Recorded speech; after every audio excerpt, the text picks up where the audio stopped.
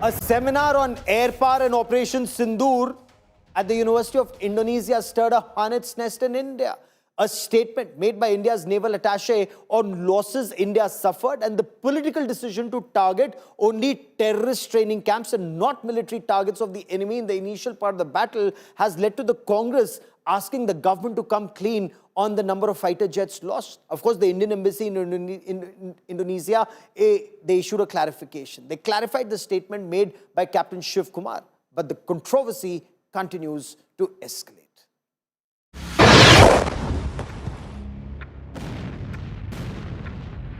Operation Sindoor is back in focus.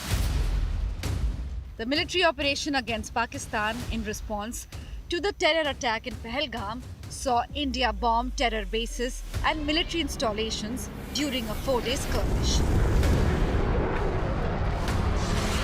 The Indian forces have admitted losing some jets on the first day when the Indian Air Force bombed Lashkar-e-Taiba and jaish-e-mohammed headquarters deep inside Pakistan. A recent statement by India's defense attaché in Indonesia, Captain Shiv Kumar, has shed more light on the first day of the operations. Of enemy air defense and destruction of enemy air defense is very, very important. As brought out by Bapa Tommy Domtomo, that India lost a lot of aircrafts. I may not agree with him that India lost so many aircrafts, but I do agree that we did lose some aircraft, and that happened only because of the constraint given by the political leadership to not attack the military establishment or their air defenses. But after the loss, we changed our tactics and we went for the military installations. So we first achieved separation of enemy air defense and destruction of enemy air defense, and then that's why all our attacks then could easily go through using BrahMos surface-to-surface missiles. Captain Kumar was giving a presentation at a seminar in an Indonesian university on June 10th.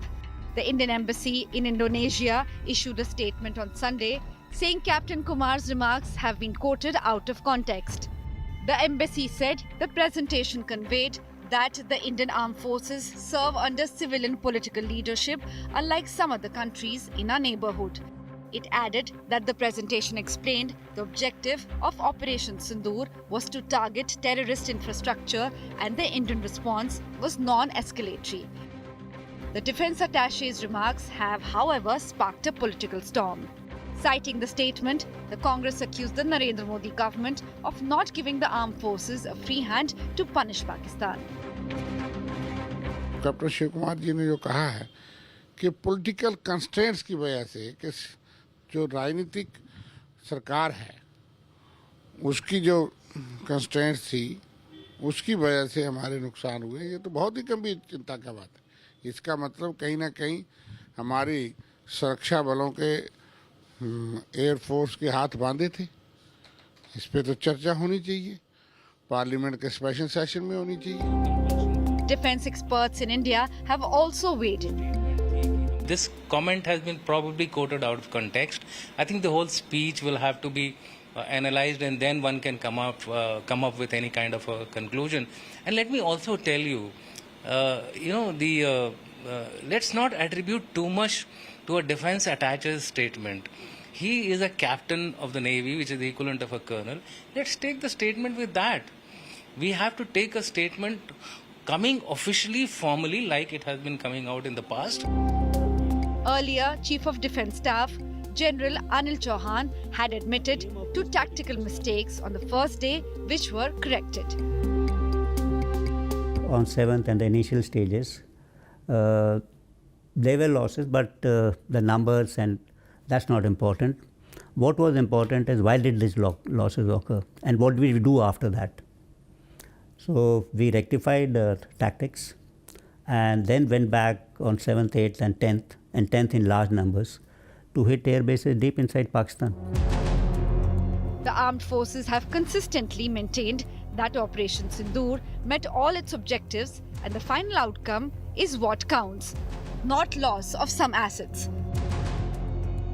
While the CDS and the DG Air operations have already talked about the losses during the Operation Sindoor, the defense attaché in Indonesia statement has caught attention once again. The Indian embassy in Indonesia has brought a statement calling this being blown out of context and misrepresented. The defense experts in the country call Operation Sindoor one of the most successful operations and also remind of the fact that before the operation, there was full freedom given to the armed forces from the Prime Minister. This is Shivani Sharma with camera person Satya for India Today from New Delhi.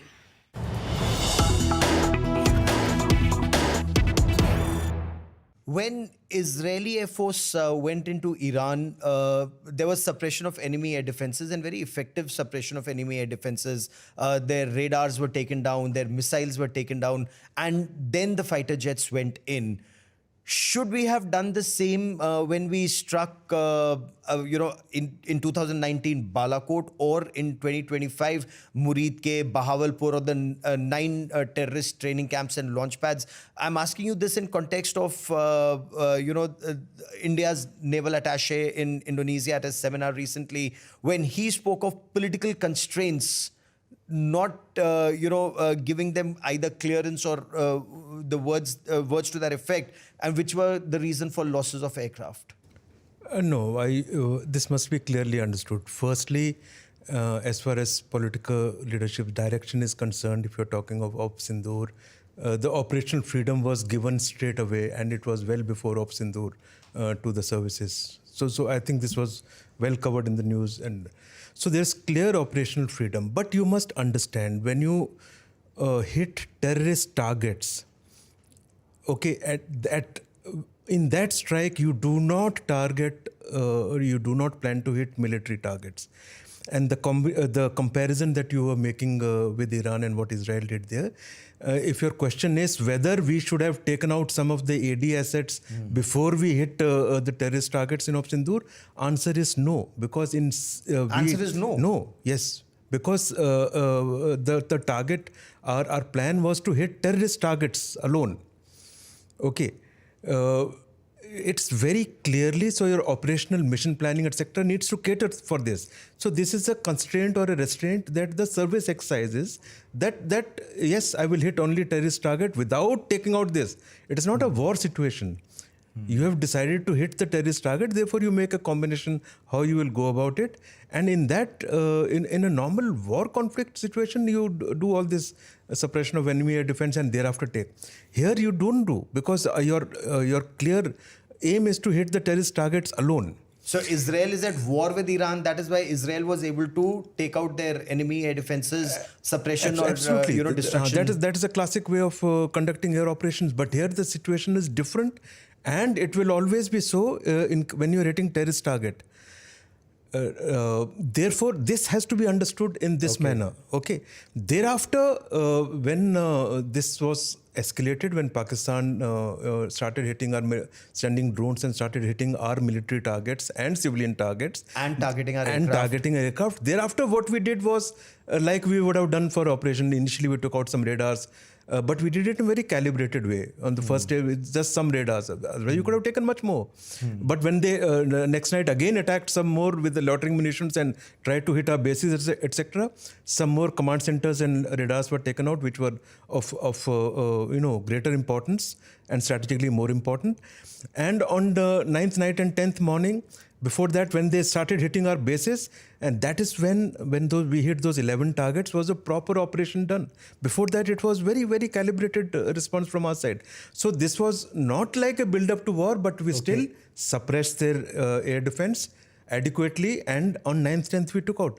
Okay. And if you are saying that Pakistan was very capable, their air defenses we could not sort out on the first day, on the 7th. What happened on the 9th, 10th? They were nowhere. We were able to suppress, and we were able to achieve all targets without any losses on our side, and all the targets were hit. So when CDS General Anil Chauhan was speaking overseas, he too seemed to indicate that there were some tactical issues initially. Those lessons were learnt, and then, as you mentioned, 9th and 10th, we gave Pakistan merry hell. That point taken. So what are these tactical things that the Air Force sorted out in your appreciation, sir? No, I won't like to go into it because I don't know exactly what the situation is, what happened, the rationale behind what Ms. just mentioned, and it is best to for them to sort of cover it subsequently as and when they want to cover, or for the Air Force to cover. But in general terms, I must explain some things that even on 7th, when we hit terrorist targets, Right, we must understand the rules of engagement. So we don't do classic suppression of air defense, hitting their radars or some military target before we hit terrorists. But when we are hitting terrorists or immediately after that or in the process of that, should you get fired upon, you thereafter, as per rules of engagement, you are at liberty to fire back. In air battle, this happens very, very fast. It's moving in seconds, but it must be understood. So those are the kind of rules of engagement which come into play. The moment we have hit terrorist targets and come back, if any military action gets taken by their side, we are absolutely free to respond. So we must understand the context. So these are the rules of engagement. Yeah. Does Pakistan follow rules of engagement? No, I'll cover to the... No, they don't, obviously. If they were so rational, we won't have these situations, no?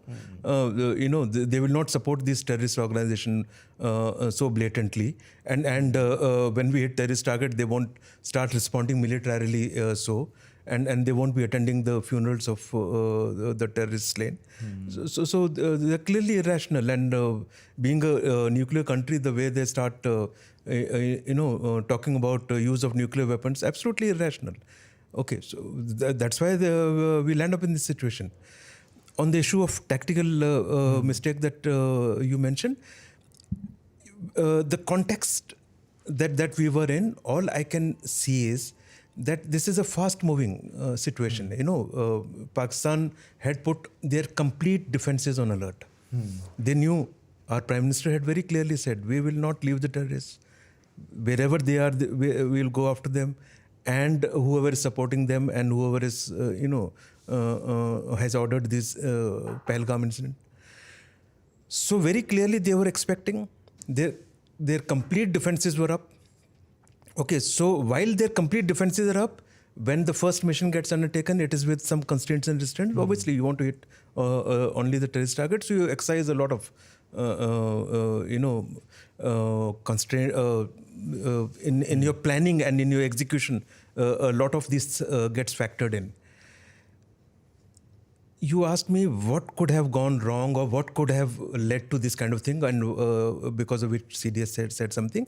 All I can think of is that when new weapons come into the play, for example, PL-15 of China was absolutely new. The while we had information of that, the information was the initial version that they gave was 150 kilometer range or so.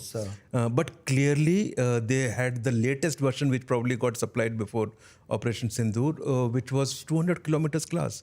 So please don't take as if I have some internal knowledge and what happened, but these are the things that get factored in. Just imagine a difference between 150 and 200 plus 250 kilometer class.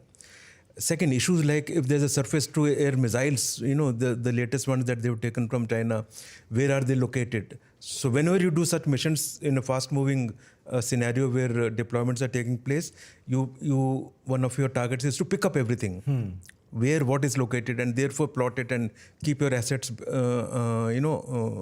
airborne assets out of it, or take action whenever you get fired upon. What's the biggest lesson? But you don't know all. Sir? So there could be a surface-to-air missile which has moved to a place where you have got into its domain. So these are the kind of things that affect initially. The moment it gets known, the battle, footprint becomes very clear once you fire first day. Thereafter, you take other actions to see that you cater for all that. This is how it progresses. So I'm just generally guessing what could have gone and how things would have gone. But when we look at future of combat now and future combat, next time we are hitting, even if we are hitting terror bases, and ideally now that it's clear there's no difference between a Hafiz Saeed and a Hafiz Asim Munir, are we to understand that there will be no distinction in future? What is your appreciation? Now there is a new normal, as our Prime Minister has defined, that an act of terror will be an act of war. This is absolutely, you see previously he said zero tolerance to terror. So you do something, we will respond. Balakot happened, this, they did Pahalgam, we did this, Operation Sindoor.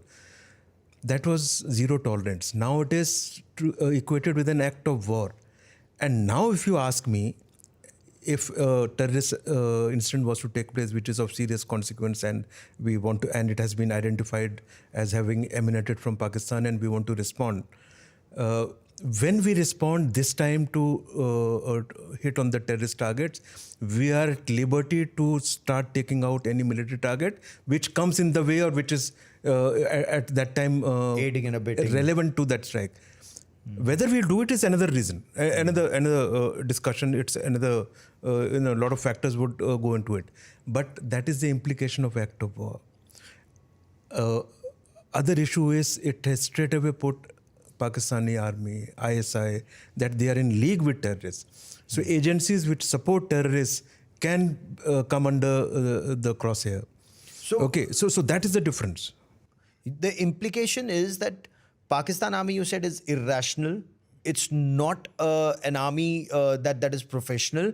And it's an army that attacked India when India attacked terrorists. India was responding to that Pahalgam terror attack, and Pakistan army attacked our military installations. So there is no difference between their army and their terrorists. And when you hit back, you will make sure when Indian Air Force or when India hits back, there is no distinction between Pakistan army and Pakistan terrorists. Is that amply clear? It's been made clear to Pakistan? Yeah, it's been made clear that they've been basically exposed. Their nexus with terrorism has been exposed very clearly. And we've been saying this all along. For all the previous acts, we've been putting dossiers, we've been putting all the proofs. And the world would look at it and continue to analyze. Dossier diplomacy. Now no longer giving any dossiers. Now they can make the dossier and keep sending, this is what India attacked us and did, and the world can keep looking at their dossiers now. But we will do what we have to do. If they do act like Pahalgam, this will be the response. And it will be more.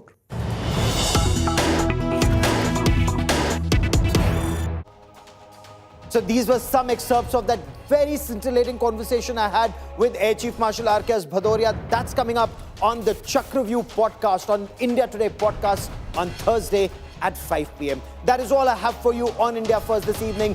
Many thanks for watching. News and updates continue on India Today. Stay with us.